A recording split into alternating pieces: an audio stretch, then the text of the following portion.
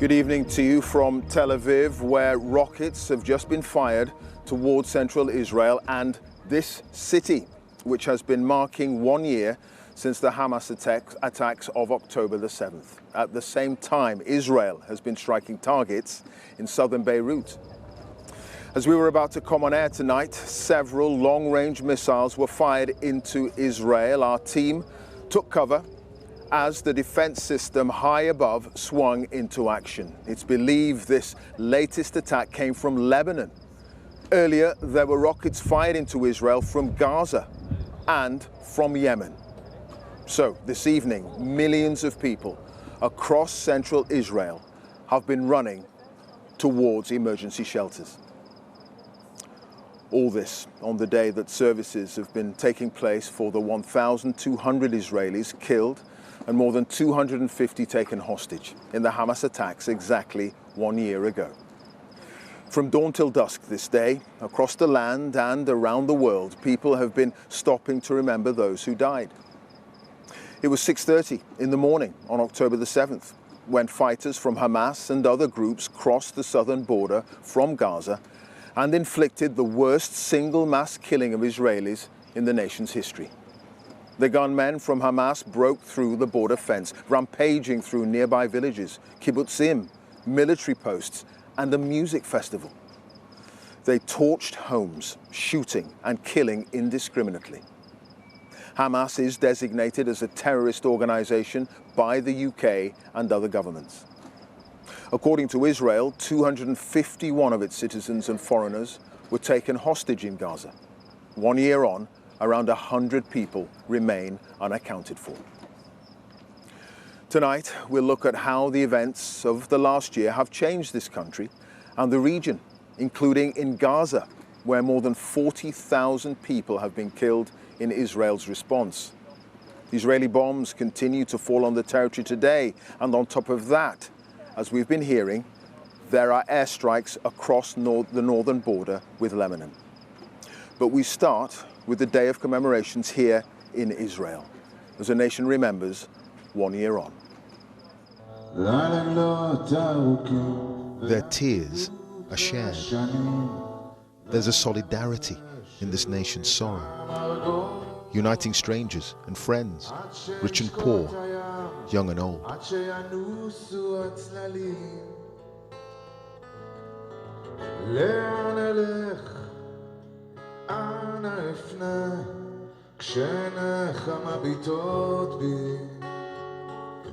As a still traumatized people mourn, thousands gathered today in southern Israel, remembering the 383 people killed at the Nova Music Festival. What's also being mourned is the death of promise, because so many young lives yet to be lived were snatched away. Ask Danielle Gelbaum, a survivor of the horror of October the 7th, in her early 20s.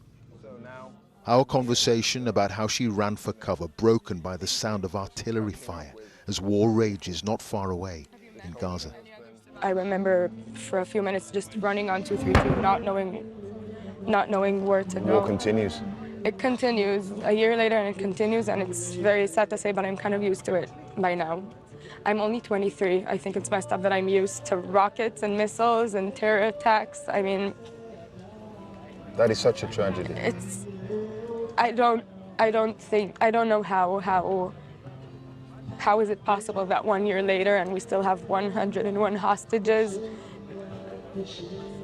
a few miles away from here. Beneath the collective trauma, there are divisions. Here in Tel Aviv, it's the bereaved families of the hostages still being held in Gaza who held this commemoration. A different ceremony on behalf of the government, pre-recorded, was later broadcast on television. How best to get the hostages home, how best to turn military victories into longer-lasting political solutions, those are the big questions and fault lines.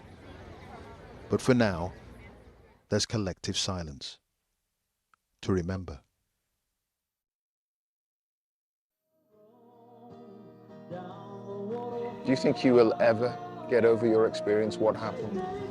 I hope so. I don't know, but I hope so. I'm wishing I will. I'm surrounded by amazing people. The whole Nova community, for me, is my new family. So I know I'm going to be okay. I'm hoping I'm going to be okay, but I have to believe in that. But will Israel be okay?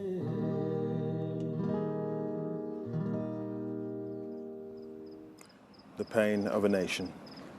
Well, this evening, Israel has again hit targets in the south of the Lebanese capital, Beirut. The Israeli army had earlier called on residents there to leave their homes. Anna Foster joins us live from the city now. Just bring us up to date with the latest, Anna. Clive, the southern suburbs of Beirut are increasingly starting to look like a hollowed-out shell. People have left that area. So many airstrikes over the last 10 days or so have collapsed buildings and have driven families away. And already this evening, in the last 90 minutes or so, we've had the first of the warnings that tend to come at this time of night when we get to around midnight local time, telling people to leave before fresh airstrikes start. But they've been happening through the day today. We've seen plumes of smoke on the road close to the airport. And in the south of Lebanon today, again, that momentum has really built. The Israeli Air Force say that in just an hour, 100 of their planes attacked more than 110 Hezbollah targets. There's also been a fresh warning today to people in the south of Lebanon to stay out of the sea and to stay away from the beaches. Fishermen have been warned not to take to the rivers in their boats because Israel say that they will begin a maritime operation now against Hezbollah as well, because they think that attacks are being planned and carried out in the waterways. More than a fifth of this country have been displaced in the last 2 weeks or so. And again, Clive, it seems that nobody here can look forward to any kind of respite. Indeed not. All right, Anna, thank you. Anna Foster there reporting live from Beirut. Well, Israel is continuing to exchange fire, as we've been hearing, with Hezbollah and Hamas. And more airstrikes have been carried out on Gaza as well as Beirut, as we've been hearing. The Israeli military says it's investigating how 5 rockets fired overnight by Hezbollah from Lebanon managed to penetrate air defenses and hit the port city of Haifa. With the latest from the northern border, here's Lucy Williamson. The gaps in Israel's defences are still being tested. A rocket fired from Lebanon landed at a hospital in Ma'alot today, sending shrapnel and explosives through the car park as patients lay meters away. Dr. Osama Nasser left his car here 5 minutes before the rocket hit. His daughter's car seat still intact inside the shattered frame. I'm a lucky man. It hit the car, not me. I have a little girl also, 2 years old, and with every boom and every siren, she got anxious. You know, it's hard to be in this situation 1 year. It's an exhausting situation. Suddenly, more sirens. The panic here sharper this time. Seconds later, the thud of rockets.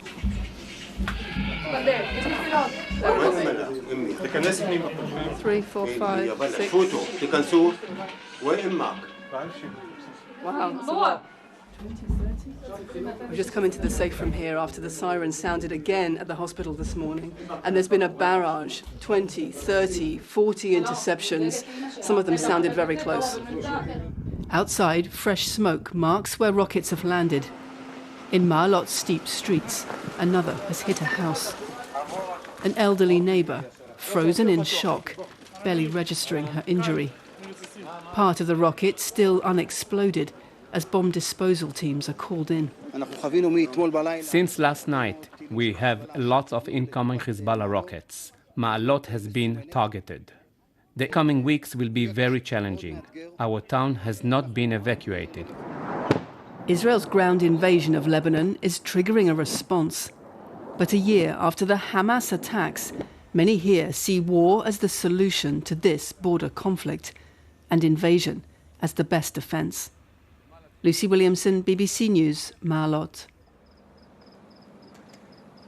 Well, Prime Minister Benjamin Netanyahu says Israel faces enemies far and wide, from Hamas in Gaza to the powerful militia group Hezbollah in Lebanon. There are adversaries in Syria to the north, and then there's the Houthi movement in Yemen.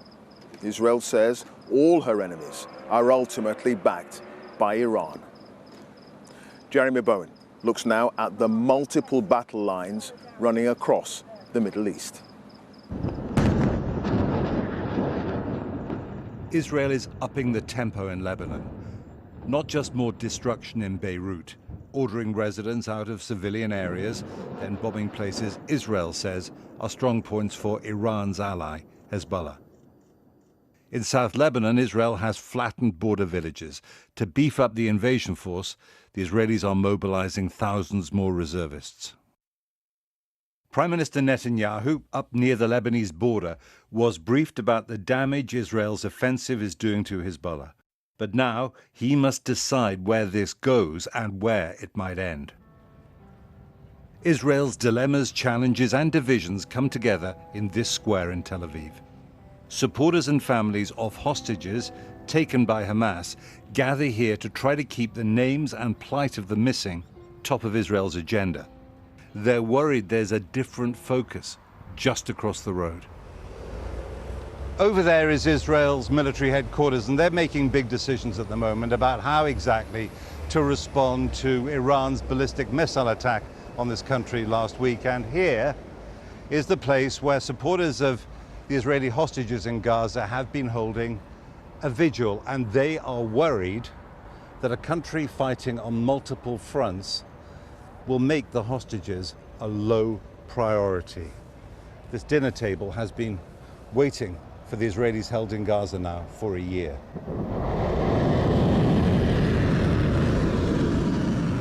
Iran's missile attack was a response to Israel's destructive offensive in Lebanon. Israel will hit back. Pressure is growing to attack big targets, including nuclear facilities that could be used to make a bomb.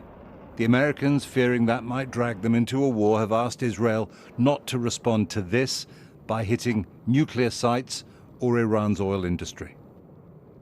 This veteran of Israel's spy agency thinks it makes sense for Israel to do as the Americans ask. I think Israel will listen because we need them for the next stages. And I think, because I don't think it will be stopped at our response. We are in a very delicate point in time, and we are going for an escalation. And therefore, for escalation, we need the Americans. The Israelis released video of their soldiers in Lebanon. They also want their enemies to fear them again after Hamas inflicted their worst defeat a year ago. In Jerusalem, a leading right-wing politician said this is a time for strength, not diplomacy. If we finish this round and we're the strong wild boy in the region and the area, it's going to be quiet, everything will be okay. If we're going to show weakness, we're in big trouble, very big trouble. Understanding that the Middle East is a jungle with different rules. That intransigence dismays those Palestinians who, despite everything, believe in a negotiated peace. If the Israelis continue to treat this part of the world as the jungle, then definitely the law of the jungle will be strength. If we continue to believe that our muscles are better than our brains, then this is an imminent result. We have to grow up collectively as humans. Dreams of peace between Israel and the Palestinians withered into the walls and checkpoints between Jerusalem and the West Bank. Now the risk is a new era of a much wider war. Jeremy Bowen, BBC News, Jerusalem. Well, Israel's response to Hamas's unprecedented cross-border attack has had a devastating impact on the people of Gaza. Last October, areas across the north of the territory were targeted, and Israel began a full-scale ground invasion at the end of the month. Gaza City was pounded, along with other urban centers. Hundreds of thousands of people began to flee south, and the airstrikes spread to southern cities. By the end of January, more than half of Gaza's buildings had been damaged or destroyed. An analysis of satellite data now shows that close to 2/3 of buildings across the Gaza Strip have been hit. The Hamas-run Gaza Health Ministry says almost 42,000 people have been killed, most of them civilians. Israel will not allow journalists, including the BBC, into Gaza. But Fergal Keane has been talking to some of the people affected, and his report relies on material gathered by trusted local teams living and working on the ground. His report contains some upsetting scenes. A year of the sights and sounds of war.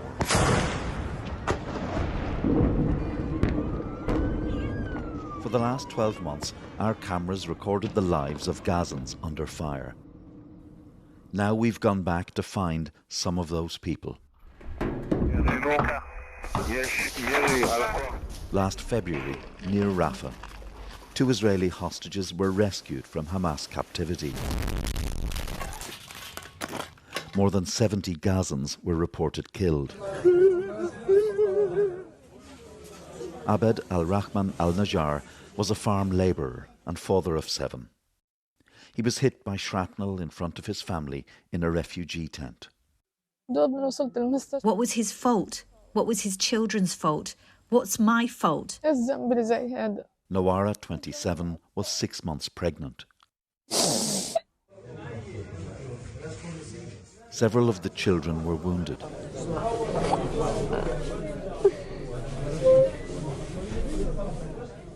13-year-old Malak lost an eye. I'm in pain. I lost my dad. Enough. Now, 8 months later, Malak is caring for a new baby sister, Rahma. We feel tenderness and love towards her. I love her so much in a way no one else knows. Sibling solidarity, essential for a family displaced 4 times since the war began. As a child who lost an eye, lost a father, I carry a pain that even mountains cannot bear. In Gaza, there's nowhere to run, not from the war or loss. Every day, I sit by myself, bring up his name, talk to him and cry. I feel like he's aware of everything I'm going through. I tell myself I need to be patient for the sake of my children. In July, a grieving mother. I constantly see the dog tearing at him and his hand, and the blood pouring from his hand. In the suburb of Shujaya, the Israeli army said it detected Hamas fighters in this building during intensive fighting. Like here on a different operation, they used dogs to search. When troops entered, they found Mohammed Bar and his family. The search dog attacked Mohammed, who had Down syndrome and autism. It stays in front of my eyes the whole time. It never leaves me at all. We couldn't save him neither from them or from the dog. The troops gave Mohammed some basic treatment. 2 of his brothers were arrested. His family was ordered to leave. But the soldiers then left the wounded Mohammed alone, in order, they said, to help troops who'd been attacked nearby. A week later, when fighting here ended, the Bars returned to find Mohammed dead. This is the blood-stained sofa where the dog attacked him. 3 months on, Mohammed's room has been left in darkness. Brother Jibril says the soldiers abandoned his disabled sibling and wants an independent investigation. They could have treated him much better than they did, but they just put some gauze on him, as if they did a quick, careless job. Whether he lived or died didn't seem to matter to them. At the time, the army said it regretted any harm to civilians in combat operations and accused Hamas of using them as human shields. Mohammed is buried in an alley beside his home. The war means it's not safe to go to the cemetery.